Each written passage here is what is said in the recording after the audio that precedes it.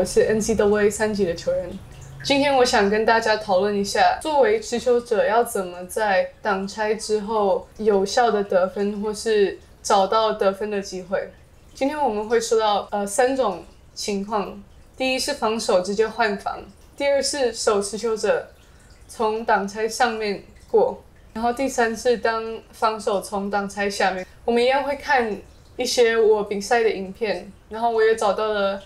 2个我认为是 NCAA 非常强的控球后卫，来看看他们是怎么解读防守然后得分的。第一是当防守换防的时候，这个是我认为当持球者最好进攻的一个情况，因为常常换到持球者的人都是比较高大的中锋或是前锋，这个时候就可以利用后卫的速度或是一些重心的转移来骗掉中锋或是前锋的防守者。我们先看这边第一球换防的情况，这个中锋上来守我，而且他守的位置非常高，已经站在快要3分线，他没有沉退的去守我，这个时候就可以很轻松的直接靠速度去过掉他，然后找到得分的机会。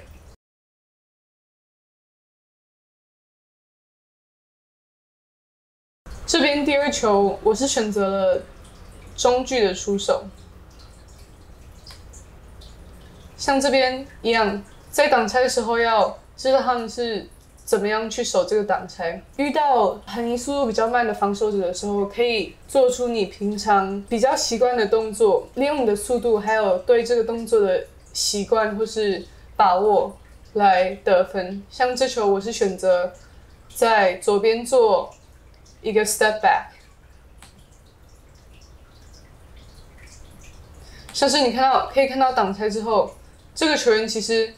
他已经守到这边，但是他的速度还是相较于后卫是比较慢的。当我在做后撤步的时候，他没办法跟上去来干扰这个投篮，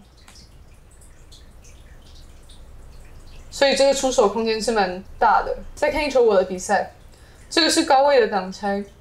然后一样在挡拆的时候看到他们是做换防的动作。当他们换防的时候来守我的这个中锋，其实站在3分线上的位置了。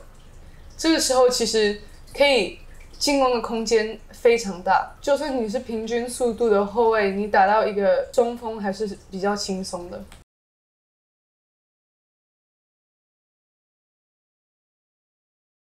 我们现在来看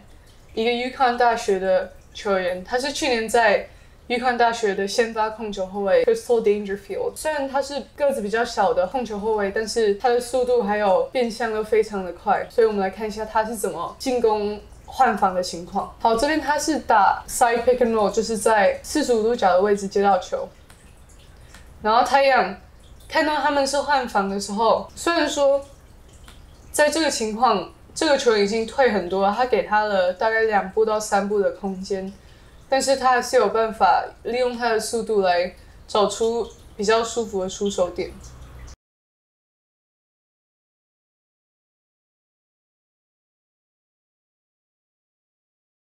我们第2个要讲的情况就是当防守从挡拆上面过。当防守者从挡拆上面走的时候，很容易形成2打1的情况，就是去帮你挡拆的那个球员，还有你打守挡拆的球员的那个防守。这个时候你就要逼迫他做出选择，看他是要去守你，或是要去守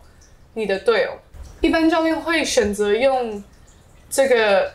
方式防守，大部分都是拿来守一些3分或是中距比较厉害的球员。这一球是45度角比较高的挡拆，防守者是从挡拆上面过，因为他有被挡到的关系，所以变成我跟我的队友在打这个球员，所以就形成了2打1的情况。因为我已经过掉防守我的球员，然后我只剩这个中锋需要来看可不可以过掉他。这个是算是高位的挡拆，在中间这边。这球防守选择从上面一样从上面过挡拆，但是因为他有被挡到的关系，加上这个中锋站得很上的手，所以这球就蛮轻松的过掉这2个球员，然后得分。我们现在再来看一下 Crystal Dangerfield 他是怎么去在防守从上面过的时候去得分。这球在 wing 的位置接到球，然后守他的球员从上面过挡拆。这个时候，像我刚刚讲的，就是形成了2打1的情况，因为这个球员被挡到之后，他其实是被持球者过掉的。然后现在就是等于持球者跟去挡拆的那个球员打这个守挡拆的那个防守，这个球员有被挡拆影响到，所以他其实要很快速的回来追防这个球员，然后刚好重心直接很容易的就被这个球员就骗到了。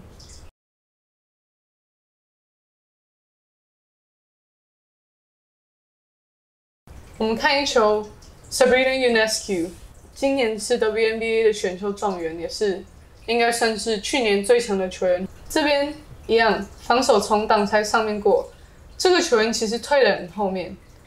因为他要是站太上面的话，他很容易就被持球者直接过掉，所以他选择站比较里面的位置去守这个挡拆，然后一样形成了2打1，然后他也是一样直接选择中距，因为这个球员不够上来，然后加上如果你要是对这个投篮有把握的话，其实这个是非常轻松的得分。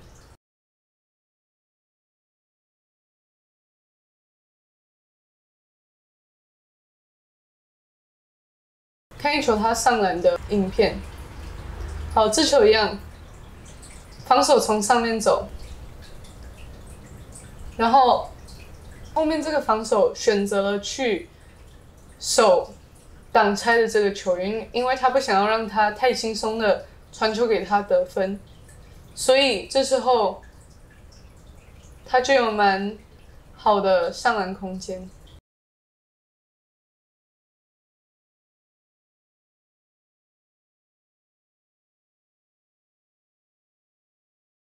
我们第3个要讲的情况就是，当防守持球者的人从挡拆下面过，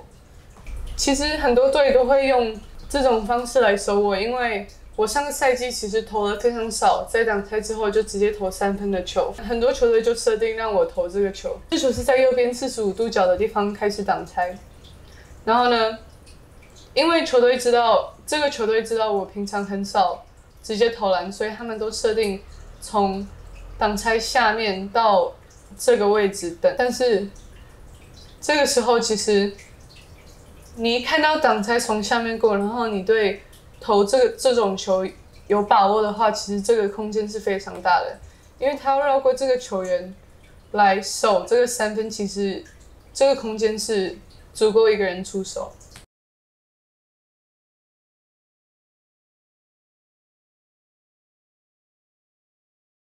我还有一球是在中距出手，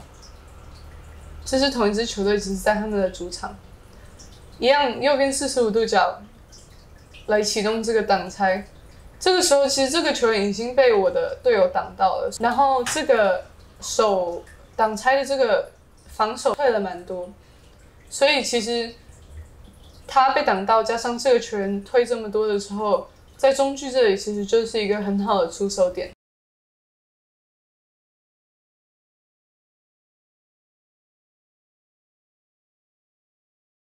来看一下 Crystal Dangerfield 是怎么打这种情况的。他一样是右边45度角的地方来发动这个挡拆，然后守他的球员是从这个球员下面走，然后像我刚刚讲的，这个角度就很好的看出来。假如防守者是从挡拆下面过的话，其实这个空间是非常大的，然后有这个能力的球员就可以很轻松的出手。我们再来看另外一球，同样的情况，45度角挡拆，这个球员从下面走，然后刚好被这个挡拆卡到，所以他又有很好的出手空间来投这个3分。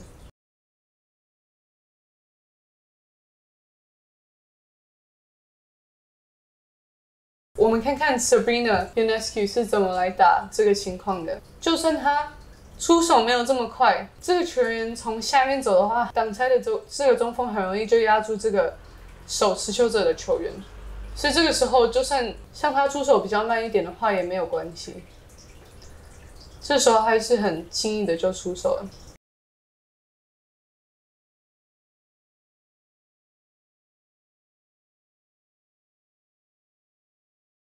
这边他接到球是在比较下面的位置来打这个挡拆，这个守持球者的球员从挡拆下面来过这个挡拆，这个时候他也有很好的空间来投这个。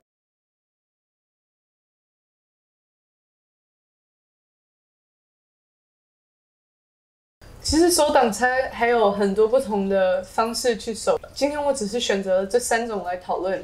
我个人认为，不管是什么样的防守，持球者应该要很快的去知道对方的防守是怎么守的，因为这样才能有效的做出好的决定。就这样。